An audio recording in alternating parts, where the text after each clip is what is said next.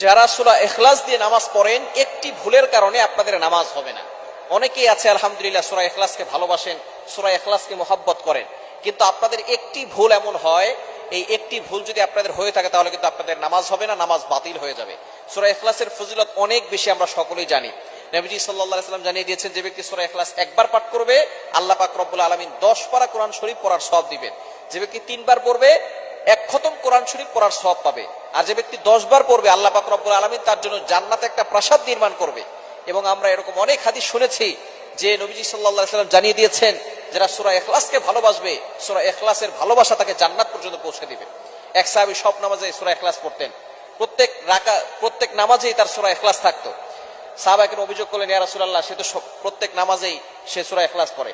তাকে জিজ্ঞেস করা হলো, কেন তুমি সূরা ইখলাস পড়ো? তখন তিনি বলেছে, সূরা ইখলাসকে আমি ভালোবাসি, আমি আল্লাহকে মহব্বত করি। নবীজি সাল্লাল্লাহু আলাইহি ওয়াসাল্লাম জানিয়ে দিয়েছেন, এই সূরা ইখলাস তাকে জান্নাত পর্যন্ত পৌঁছে দিবে।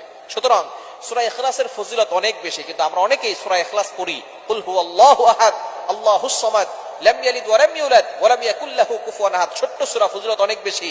এই কারণে আমরা অনেকেই সূরা ইখলাস দিয়ে নামাজ পড়ি, কিন্তু আমাদের একটা ভুলের কারণে নামাজ বাতিল হয়। সেটা কি? আমরা অনেকে কফের জায়গায় কাফ পড়ি। একটা হচ্ছে কফ আর একটা হচ্ছে কাফ। কাফটা একটু পাতলা হবে, চিকন হবে, আর কফ একটু শক্ত করে পড়তে হবে। অনেকে এই ভুলটা করে।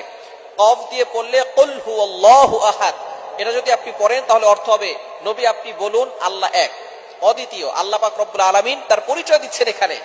আল্লাহ পাক রব্বুল আলামিন এখানে বলছেন কুল হুয়াল্লাহু আহাদ, এখানে কফ দিয়ে পড়ছেন। কিন্তু অনেকেই ভুল করে, উচ্চারণ সঠিক না হওয়ার কারণে তারা পরে কাফ দিয়ে কুল হুয়াল্লাহ। কুল শব্দের অর্থ হচ্ছে খাওয়া, আপনি খান। হুয়াল্লাহু আহাদ, আল্লাহ এক। সুতরাং কোরআন শরীফের কোন অর্থ যদি চেঞ্জ হয়ে যায় তাহলে আপনার নামাজ হবে না, নামাজ বাতিল হয়ে যাবে।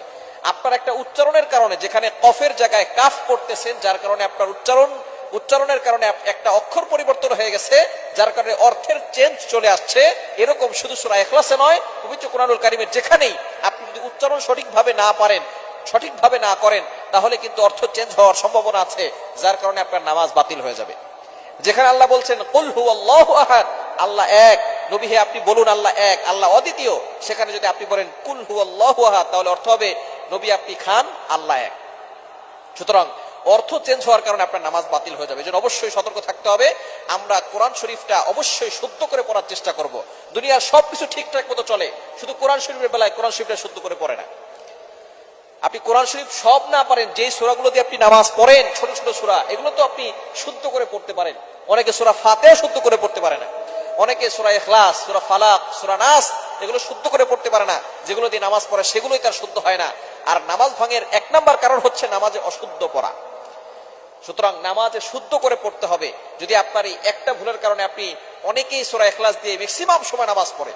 সূরা ইখলাস যারা পারে, অল্প কয়েকটা সূরা যারা পারে, তারা প্রত্যেক রাকাতে সূরা ইখলাস দিয়ে নামাজ পড়ে। এবার চিন্তা করেন, যারা কফের জায়গায় কাফ পড়ছেন তাদের এতদিনের নামাজ কি হয়েছে?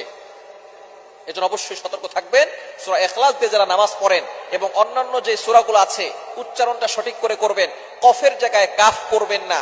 অবশ্যই আপনি আপনাদের এলাকার যে ইমাম সাহেব আছেন তাদের কাছে যাবেন, গিয়ে বলবেন, হুজুর আমার উচ্চারণটা একটু শিখিয়ে দেন, কোরআন শরীফটা আমাকে একটু ভালো করে শিখিয়ে দেন। এভাবে বলবেন। মাঝে মধ্যে হুজুরকে হাতিয়া দিবেন, হুজুরকে গিফট করবেন, উপহার দিবেন। বলে না, কোরআন শরীফ পড়ে টাকা নেওয়া জায়েজ নাই। এই ফতোয়া আপনাকে কে দিয়েছে?